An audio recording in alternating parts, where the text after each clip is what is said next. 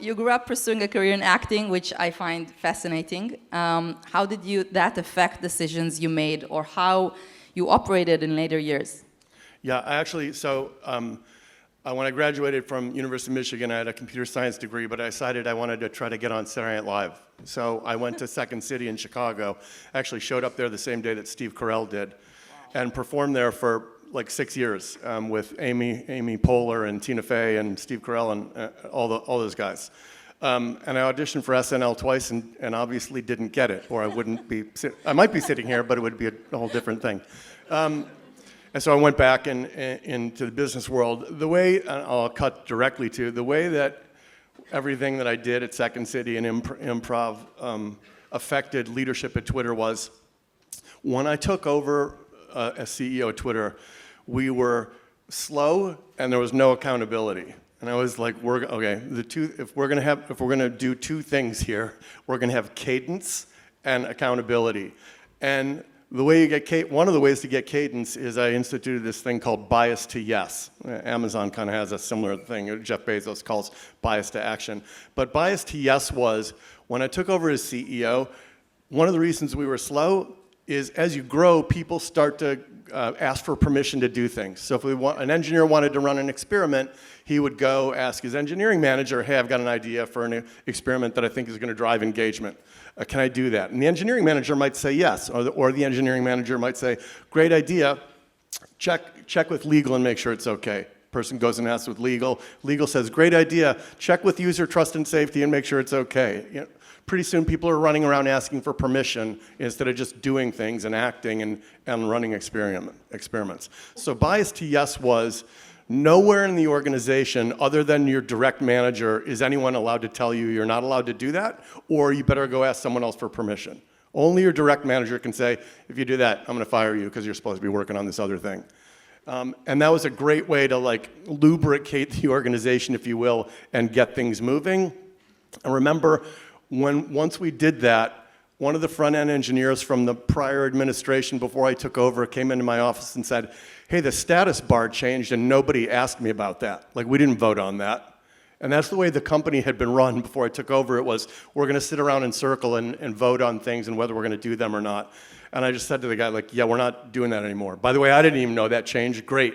That should be the way the company works. People are acting and making decisions and moving forward on their own. So that is a long answer to what I took from improv into leadership at Twitter.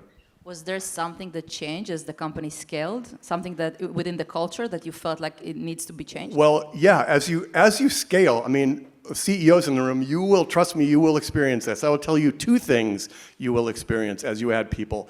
One, you naturally slow down because people just start doing things like going around and asking for permission or creating little bureaucracies within their own organization.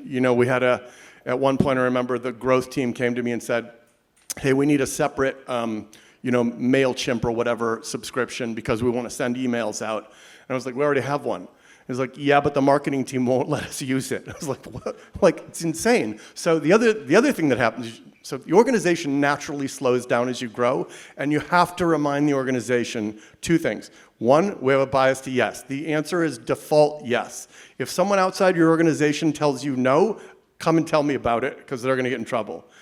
And secondly, and organizations screw this up all the time.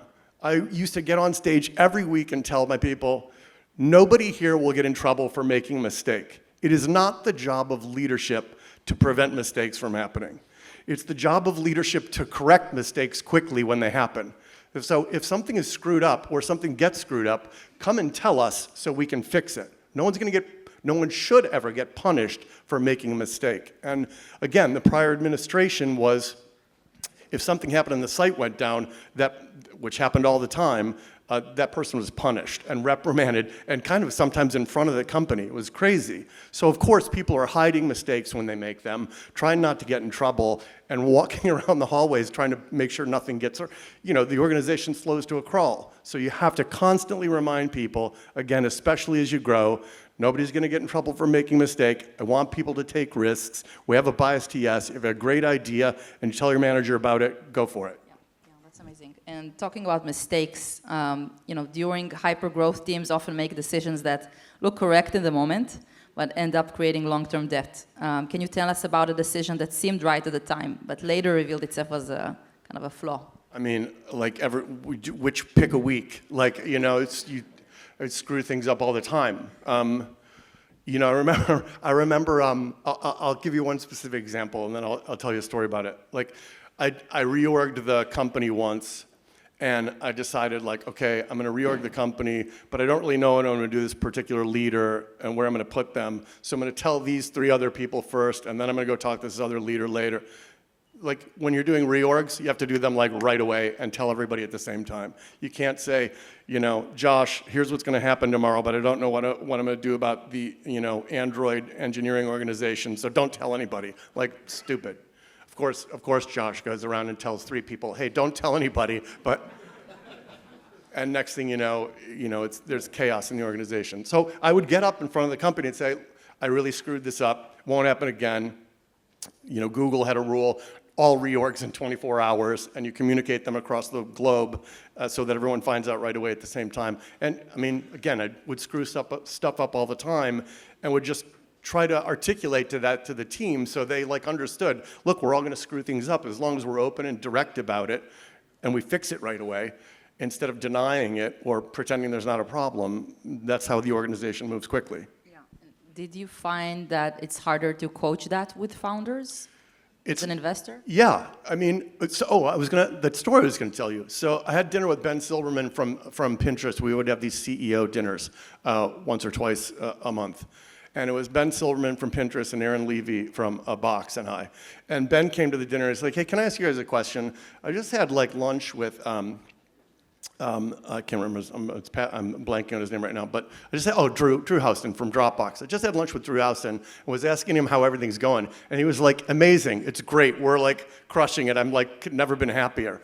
And Ben goes, is that happening with you guys? Because I wake up every night at 3 a.m. and squeezing my head together, thinking I'm going to fly the plane into the side of the mountain. And I was like, he's lying. There's of course there's 17 things that are going wrong at Dropbox. And it's anytime a CEO tells you everything is great. So I just think you have to live with the fact that things are going to constantly be breaking, going wrong. And as the CEO of a scaling organization, the thing you have to remind yourself, this is when you go from tens to hundreds and then hundreds to thousands, is you have to stop being a firefighter and putting out fires and start to think in terms of forestry management.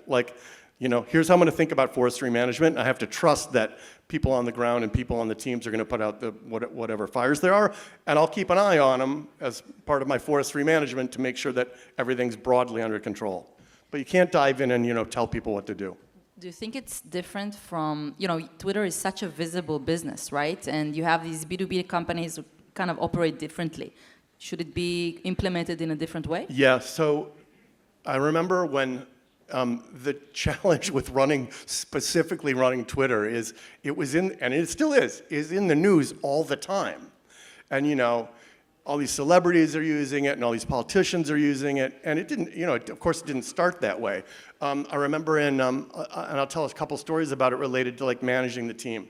The first story I'll tell is, I was in my management team one morning in 2010 after I'd become CEO, and my assistant comes in the room. It's Monday morning, we have our Monday morning management team. My assistant comes in the room and goes, hey, there's a phone call for you. And I'm like, okay, tell him I'll call him back.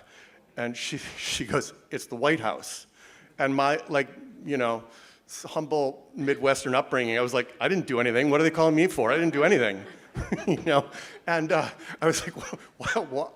And it was really the first understanding or realization that we're this global platform, and it was the Obama administration wanted me to come to the White House and talk to them about what was going on the platform and so forth. And we'd never thought of ourselves as anything like that before.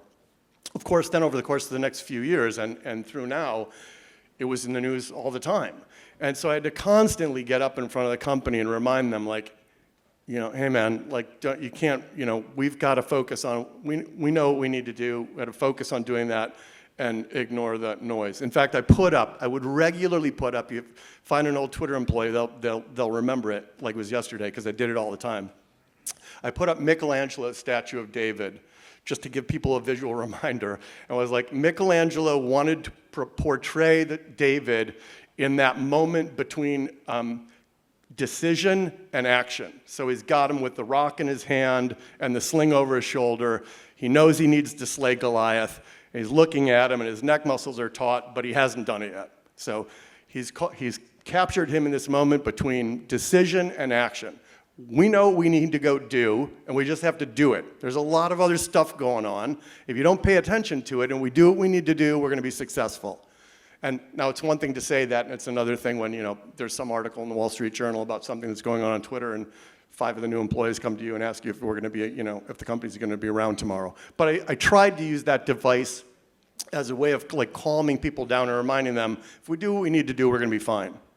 I remember when things started to go wrong sort of for the first time at Facebook, a few years ago, when they sort of pivoted to the metaverse and the stock started tanking and they were spending all this money.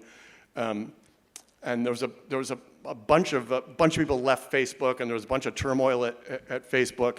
And I was on CNBC and I got asked about that. And I was like, yeah, they've never been in this position before. Of course they're freaking out. At Twitter, if there was a bad article in the New York Times, we were like, is it Wednesday already? So it was like the company kind of became immune to it. But for new people, they would continually come up and still ask, is everything going to be okay? Yeah. What's the biggest lesson you're taking from your Twitter journey? And it was a long journey. The biggest takeaway, and David talked about this last night, is when you're a startup founder and you're a CEO and you scale and you grow and the company's going great and you IPO and it's a great, it's an amazing day and the stock price goes from 26 to 45 on the first day, et cetera, et cetera, et cetera. It's always hard. Like I had a Y Combinator founder come up to me in a coffee shop in San Francisco about 8 months ago now and say, hey, are you Dick Costolo? And my answer is always, oh, I get that a lot, because you never know if the person's going to punch you if you say yes. So after he was like, no, really. He's like, hey, I'm going into YC. What's your one piece of advice for me? And I said, it's always hard. When you're always thinking like, well, once we do this, once we get to X, Y, Z, or once revenue starts doubling every year, once I hit my numbers 4 quarters in a row, it's just there's always 14 more things to do. And the only thing that matters and that you have to constantly remind yourself is resilience is the #1 characteristic of a ultimately successful leader. Because things constantly go wrong and you just have to be able to focus, compartmentalize, and push through. You've founded early stage businesses as well as being the CEO of Twitter. Like, how does that influence your experience as the CEO of Twitter? I mean, it's just everything changes so often as you go from, again, tens of people to hundreds of people to thousands of people. Like one of the things, I'll give you 2 examples that you just don't experience as a founder of a smaller company. One, you start to open offices around the world. There's another thing I screwed up. We opened an office in London, and we had bought a company in London, and I was like, oh, great, we can actually use them to open the office in London. Lo and behold, find out about 6 months later, the London office runs completely differently than every other Twitter office, and I have to sort of reboot it. And from then on, when I opened a new office, like Dublin or Paris or Berlin, I would send people from world headquarters over there to run the first 8 months of the office, and they would bring local people in, and then the office would sort of be running the way we wanted it to. Anyway, you don't do stuff like that when you're a founder of a small company that you end up selling to Google because you're all in one office. The second thing that you have to remember, again, as a larger company, is the nth incremental employee, the 4,000th employee, feels so much further away from you than the 8th employee. The 8th employee can come up to you in the hallway, bang you on the shoulder, and say, I think you really screwed up that talk to the company. Also, no one believes you. The 4,000th employee thinks you're like projected up on a screen and aren't real. I got on the elevator one Monday morning, when we had new hire orientation in world headquarters. And so it's 8:30 a.m., there's like 10 people on the elevator, we're going up, and I hear, that's the CEO. No kidding. And I looked over and was like, hi, I'm right here, I can hear you. My name is Dick. I went to my desk and told my assistant, I was like, I am so screwed. Like, no one's going to tell me anything, right? Like, how do I get these, you have to constantly be like, how am I going to get the next incremental employee to feel closer to me and talk to me? You can do improv, comedy improv. Oh, so you just have to constantly be thinking, because you're walking around thinking like, anyone can come up to me and say that was stupid.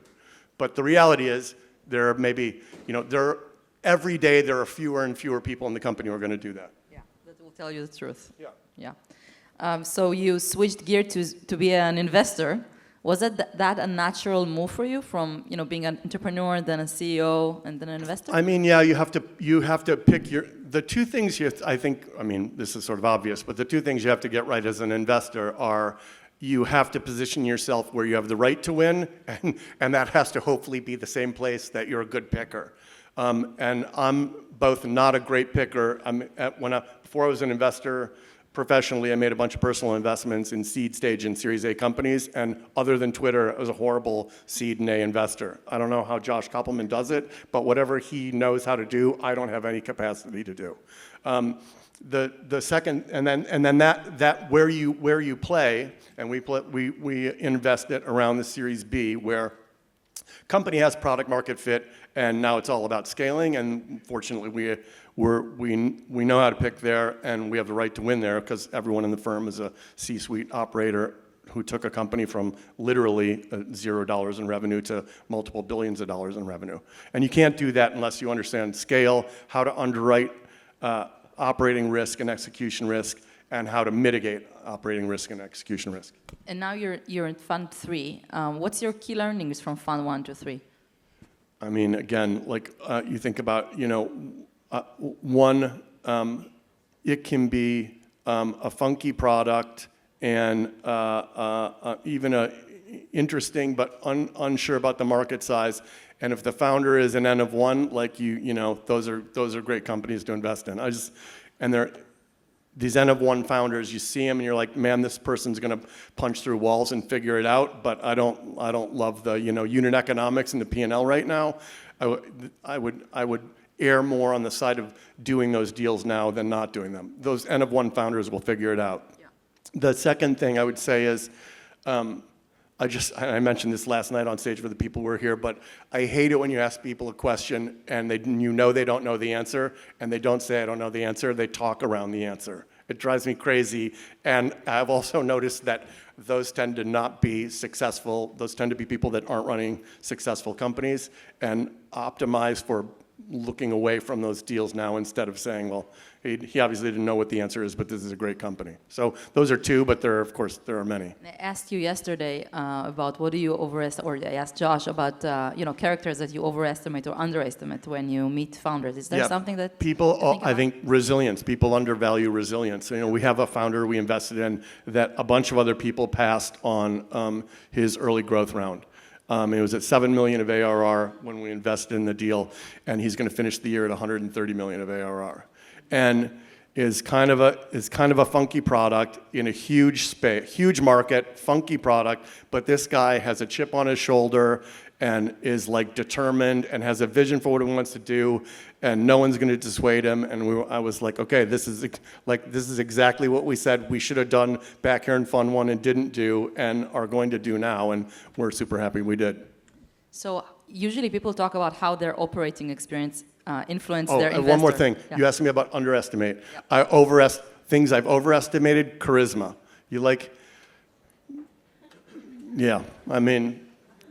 People, I don't know what to say. I think in my earlier investing life, if someone was super charismatic in their pitch, they could convince me, and I do a much better job of sort of realizing now they're really charismatic, and they're doing a great job of getting me to like this, but I'm now going to distance myself from that and try to make a decision about it absent their charisma. How do you filter that? I don't know. You just have to go look at all the data and the customer calls and everything, and a lot of times charisma is about don't look over here, look over here, and you just have to then go look over where they told you not to look. So a lot of people talk about how operational experience influence their investor kind of lens. Did you experience something different? How did your investment experience influence your kind of decision Yeah. to I look know at you great sent companies? you sent me this question in advance. I'm sorry I cut you off, but you said, how does your investing experience influence you? Like, how does investing experience influence you as an operator? It doesn't. It doesn't, because you don't. As an investor, you're doing investing in 20 things.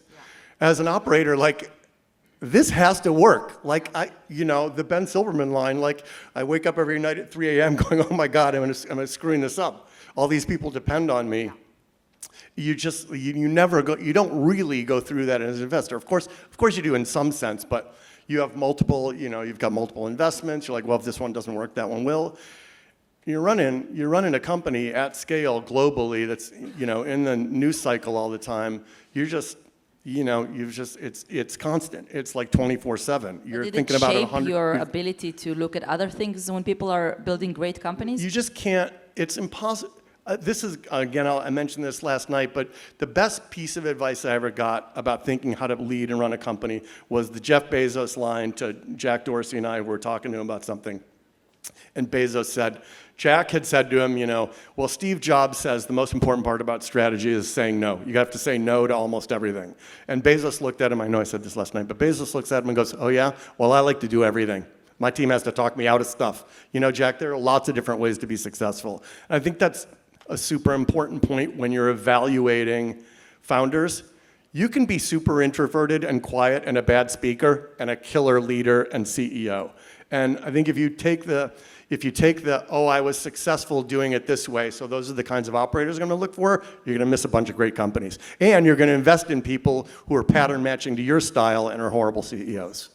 Not that my style was a horrible CEO, just that they're matching my style was. Costolo, thank you very much. Right, thanks for having me. Thanks, everybody. Thanks for having us here.